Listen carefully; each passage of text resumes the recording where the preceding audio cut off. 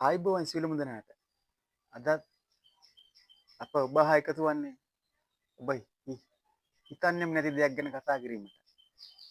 මම බොහොම කෙටියෙන් කතා කිරීමට බලාපොරොත්තු වෙන ගොඩාක් දේවල් කියන්න තියෙනවා. නමුත් කෙටියෙන් පුළුවන් තරම් කෙටියෙන් කියන්න. මේ විවාහ උත්සව වලට ඔබ සහභාගී වෙනවා ආරාධනා කරාම. ඒ ආරාධනා කරාම ඔබ හෙට සහභාගී වෙලා එන මොහොතේදී ඔබ ලියුම් කාර්යයකට සල්ලි දීලා එනවා. විවාහ උත්සවේ කරපු අයට. ඔබ ඇයි මේ සල්ලි දෙන්නේ? මං කියන ඔබ ඒ සල්ලි දෙන්න එපා. මොකද ඔබ විවාහ උත්සවයකට බලෙන් යන්නේ නැහැ. ඔබට ආරාධනා කරපු හින්දානේ යන්නේ. අනිත් එක ඔබ දැන් විවාහ උත්සවයට සහභාගී වුණත් ඔබට දවල් කෑම වේල තමයි ඒගොල්ලෝ දෙන්නේ. උදේට ඕන නම් සිසිල් බීම එකක් දෙයි. දවල් කෑම එකටනේ ඔය. ඉතින් දවල් කෑම එකේ වියදම ඒගොල්ලන්ට දරා ගන්න බැයි නම් මොකටද ඒ ඥාතිකම? මොකටද ඒ යාළුකම? මොකටද ඒ හිතවත්කම? ඔබ බලයත්කාරයෙන් යන්නේ නැහනේ. ඒක නිසා ඒගොල්ලෝ දැනගන්න ඕනේ පුළුවන් විදිහට මේ වියදම දරා ගන්න. වියදම එනගෙන් මේ මුදල් බලාපොරොත්තු වෙන්න බෑ. එතකොට ඒගොල්ලෝ නෙමෙයිනේ මේ දවල් කෑම වේලේ වියදම දරලා තියෙන්නේ. එන කට්ටියනේ. ඇයි එන කට්ටිය කෑවට හරියන සල්ලි දීලා යනවනේ. ඉතින් ඒකින්ද මේ සල්ලි ගන්න එපා කියලා තමයි මට කියන්න තියෙන්නේ. මොකද ඒතර සල්ලි ගන්නවා නම් මේ එතකොට එතන විවාහ උත්සවයකට සහභාගී වෙන්න නෙමෙයි ගිලා තින්නේ. හෝටලයකට, කඩේකට. මොකද අපි දන්නවා කඩේකට ගියොත් මොන හරි කෑවොත් අනිවාර්යෙන් සල්ලි දෙන්න එපා.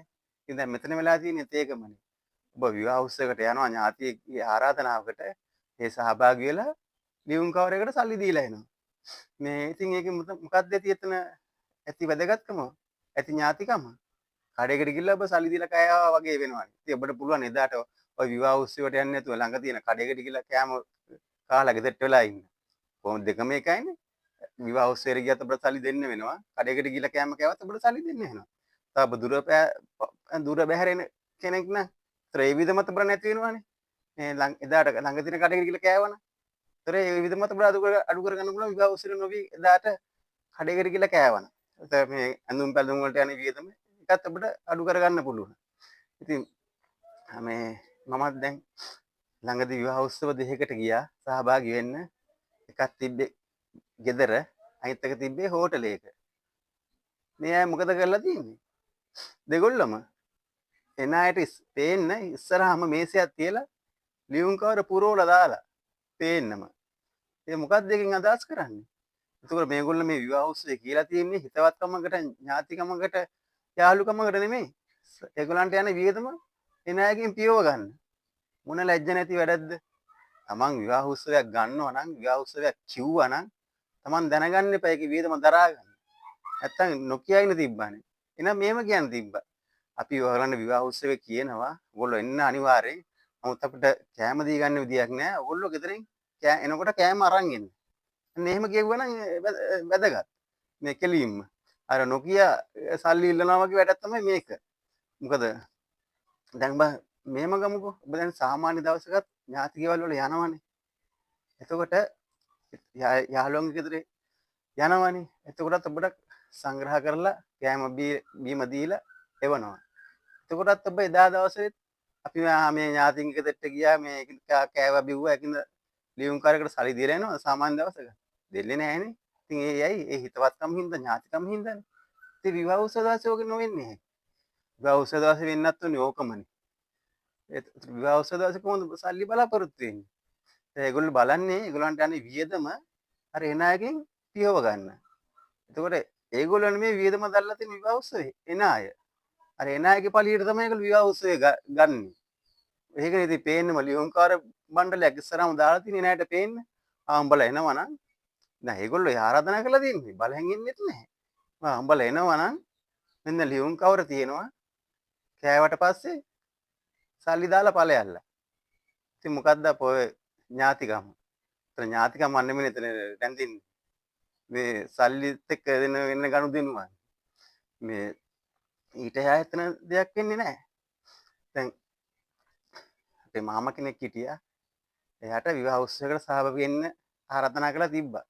දැන් එයා අපිට කියනවා මේ විවාහ උත්සවයක් කිව්වා දැන් යන්නේ විදියකුත් නැහැ. අතේ සල්ලිත් නැහැ. පොලියට තමයි අරගෙන යන්න වෙන්නේ කියලා දැන් අපිට කිය ඉන්නවා.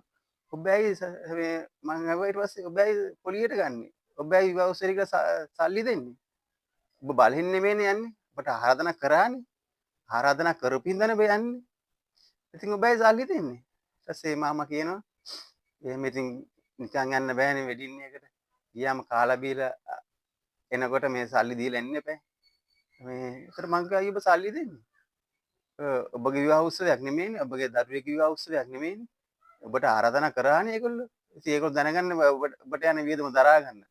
ඔබට දෙන කෑම වේල දරා ගන්න. මේ දැන් ඔය විවාහ උත්සවයකට ගියත් සහභාගී වෙන අයට වැඩිපුර වියදම යන්නේ දවල් කෑමටනේ. උදේ කෑම උදේට කන්න යන්නේ නැහනේ. උදේට ඕන එන කට්ටියට සිසිල් බීම එකක් දෙයි. සමහර විට ඒක නැති ටිකක් පරක් වෙලා આવොත් මේ ඉතින් ඔය දවල් යන කෑම වේලද මේගොල්ලෝ කවර් කරගන්න බැරි.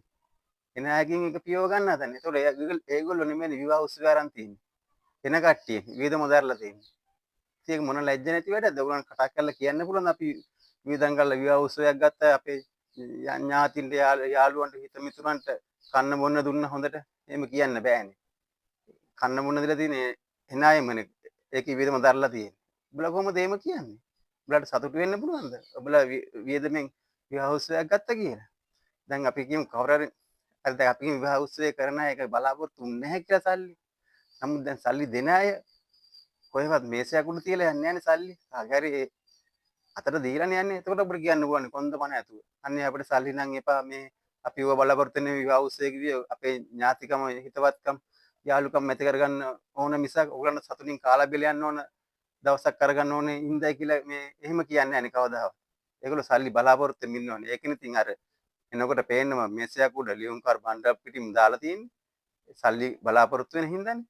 ඉතින් මොකටද ඔය වගේ ඥාතිකම් සල්ලිත් එක්කනේ ඥාතිකම් බැඳෙන්නේ. ඒක සල්ලි දීලා නොගිය කෙනෙක් හිටියොත් ඌට බණී මේ අරයක ඇවිල්ලා කාලා ගියා විතරයි සල්ලිවත් දුන්නේ නැහැ කියලා.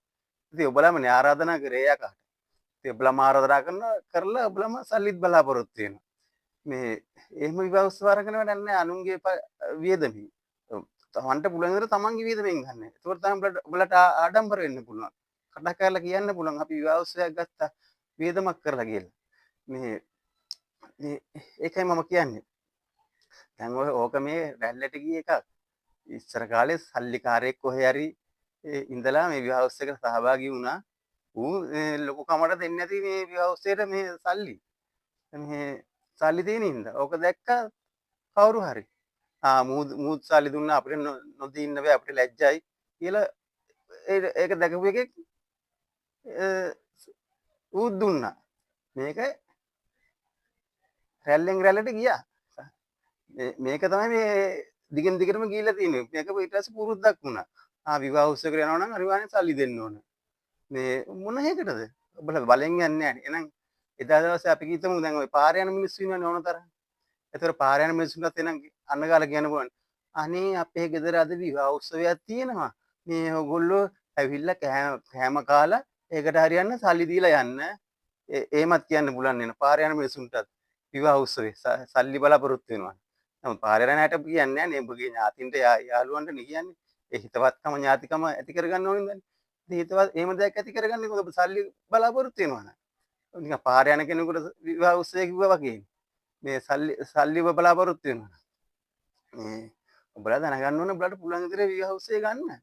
නැත්තම් ඕනම කර ඉන්න ඕන.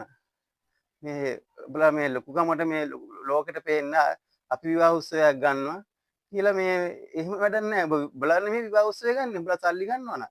එන විවාහ උත්සවය අරන් තියෙන්නේ. කියන්නේ එනෑනේ තොර මේ සල්ලි දුන්නාම ඒකේ වියදම දැල්ලා තියෙන්නේ දවල් කෑම වේලේ. මේ ඔබලා විවාහ උත්සවය කියනවනම් ඔබලාට දවල් වේල දී ගන්න විදියක් නැහැ. ඒකට හරියන ලියුම් කවර දාලා තියෙනවා මේකට සල්ලි දාලා ඵලයල්ල කියලා ඔබලා කෑව බිව්වා බිව්වොත්. ඉතින් ඕක ඇති වැඩේ මොකද්ද? ඥාතිකමක් තියෙනවද එතන? දැන් ඔබ හිතන ඇති මේ කතා කරන එක මේ ලෝභය වෙන්නේ නැති මේ ඌට සල්ලි දෙන්න බැරි වුණාට මේ අපි ලෝභ නැහැ නේ. ඒක මේ ලෝභකමක් නෙමෙයිනේ මං කියන්නේ. වෙන්න ඕන දේ ඒකයි. ඔබගේ ඥාතිකම් අලුත් කරගන්න ඕන නම් වෙන්න ඕනේ ඒකනේ. හරි ඔබ එහෙනම් ලෝභයි කියලා හිතනවා නම් ඔබ විවාහ උත්සවයට සහභාගී කියලා සල්ලි දෙන්න එපා.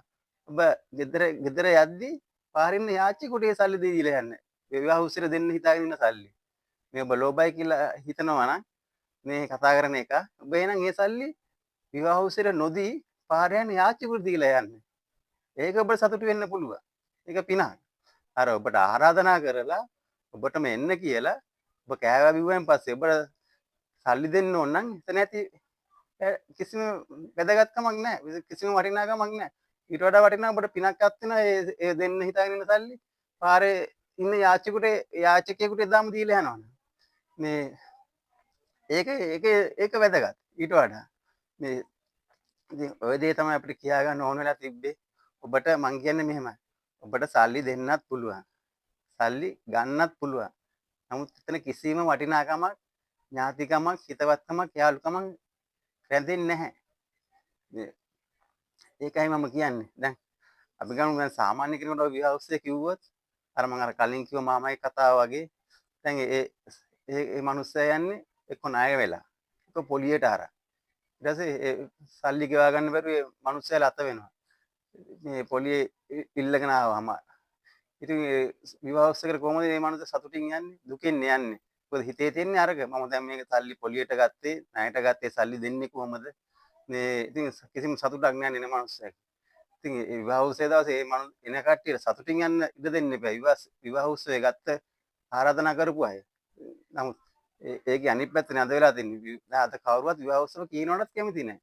ඒ කොච්චර වියදමක්ද? සල්ලි දෙන්න ඕනිලු මේ. ඉතින් විවාහ උත්සවයක් ගන්න අය දැනගන්න ඕන මේ ඒ සල්ලි දුන්නත් එපා කියන්නේ. ඒක නෙවෙන්න ඕන. මේ ඥාතිකම කියන්නේ ඒකනේ. හිතවත්කම කියන්නේ ඒකනේ. යාළුකම කියන්නේ ඒකනේ.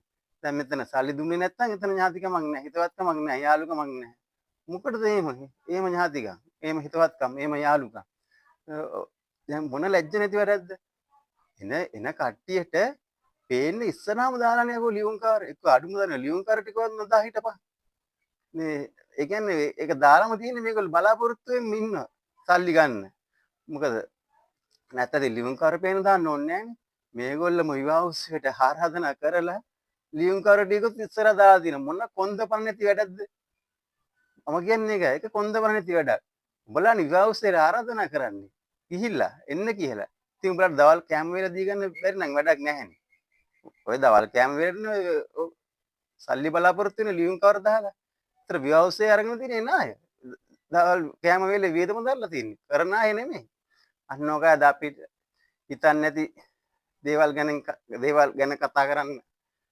මාතෘකාවක් කරගත්තේ අපි එහෙනම් ආයිත් මේ වගේම ඔබලා හිතන්නවත් නැති මාතෘකාවක් ගැන කතා කරන්න හමු වෙමු එතෙක් එහෙනම් සියලුම දෙනාට ජය වේවා